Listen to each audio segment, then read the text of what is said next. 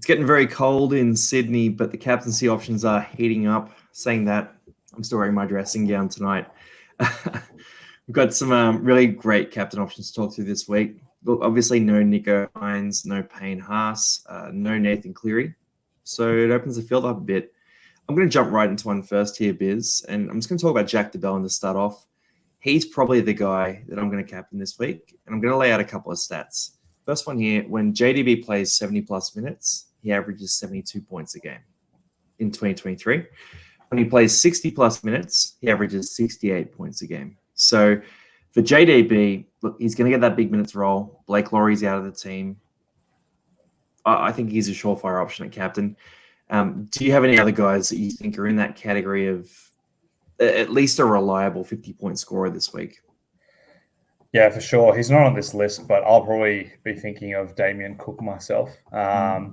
He didn't make the Origin team, so he's playing this week. So he's always been a 65 guy. This year he's kind of down to the 55 marks for whatever reason. But I think Cookie's going to need to step up this week with the South players away for Origin. So he owes me a big one. And, I called it in our buy, hold, sell. I reckon this could be wishful thinking. It's hopeful, but I reckon 100 plus, this is the week. Woo! That's a call. That's a big call. That's a massive call. And look, 100 plus, Mitch Moses is a guy who can do that as well. Look, lining up against the Cowboys, Tigers scored 66 against them last week. Mitch Moses or Dylan Brown could pump out massive scores in this game. So look, don't talk about them too much more, but I'm backing Parramatta to do well in this game. And Mitch is averaging 60. He could go at the top end of that. Do you have any other halves that you like there? Yeah, for sure. I think Moses and Dylan, they'll do extremely well depending on how Para go. But I think another half who's averaging 60 plus is Sean Johnson, who could be my vice captain this week. I don't think it really matters so much if Warriors do well for Sean. I think he's got that base stats where he's making 20-odd tackles. He's not missing many. It's actually amazing to see his defensive capability this year. He's making 20-odd tackles and missing one a game, if that, 500 plus kick meters. Average is about 61 this year. He's safe as houses. Again, not on this list, but him and Moses probably great options this week. He probably has less boom optionality there. Like he's probably not going to get you 100 plus score. At his best, it's probably giving you 75, 80. But, in terms of a floor, like his floor is probably like 45. So can't go wrong with Sean Johnson. Yeah, I rate it. And look, the Broncos are going to be missing a lot of players this week as well. So there's a big opportunity there for him to put on a bit of a show. Next guy here is Joe Tapine. And look, he gets that 13 jersey this week. He might play a bit on the edge as well. You could talk about Horsburgh in the same vein. These are guys who are probably going to score you between 50 and, say, low 60s this week. So really safe captaincy options. And from there, we go into two guys who are very risky. We're not recommending them, but if you're a mad dog or you're in a draft league where you don't have many players or you just want to have a bit of fun this week and you're an overall player, you can roll the dice on these guys. So Jadberg, Kalyn, Ponga, I'm going to throw it to you, Biz. Which one of these guys do you want to talk about as a captaincy option? I'll probably talk about Ponga, but, yeah, like you said, these are not guys I'll probably be rolling the dice on, but they're fun. Like, actually, Ponga, I think he's legit. He could. I'll start with Ponga. Back to fullback, which is his natural position.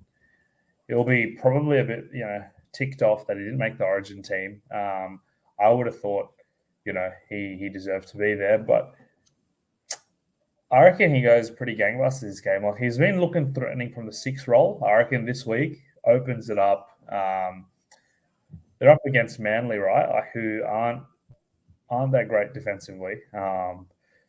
Jobo, the defensive stalwart, he's not there. So I think Cherry Evans as well. Yeah, who's a good defensive half, right?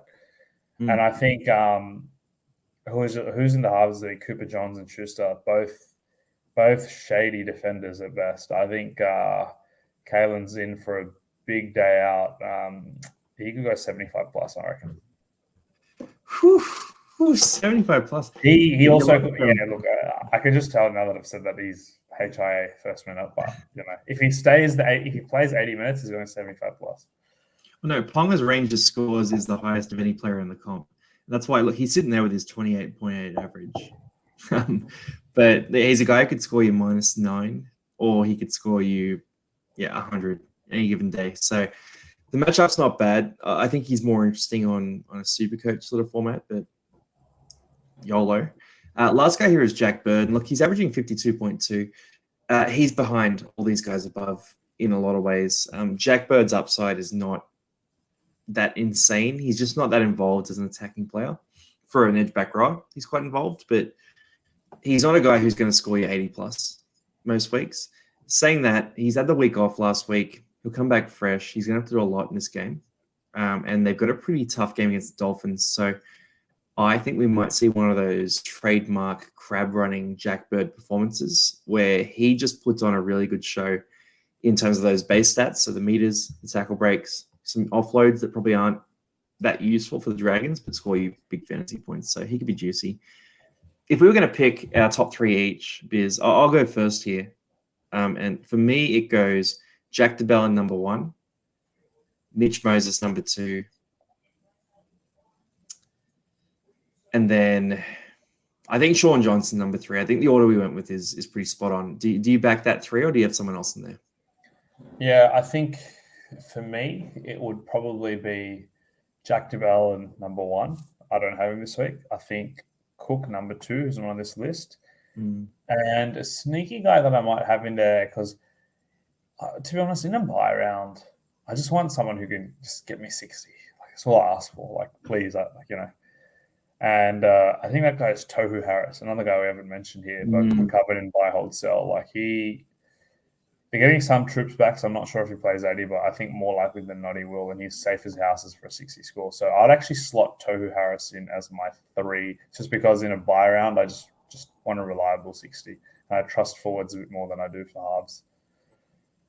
I love it. All right, lots of captain options. Let us know in the comments who you're going to be captaining this week, and we'll let you know if they're good or bad picks. See you on the next video.